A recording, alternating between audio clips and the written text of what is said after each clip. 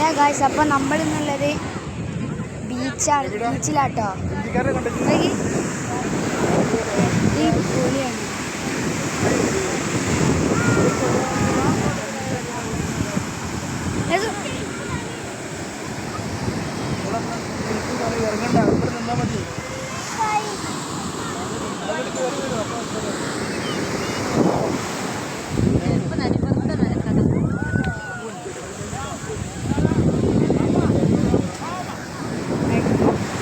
അടിപൊളി വ്യൂ ആണ് കേട്ടോ.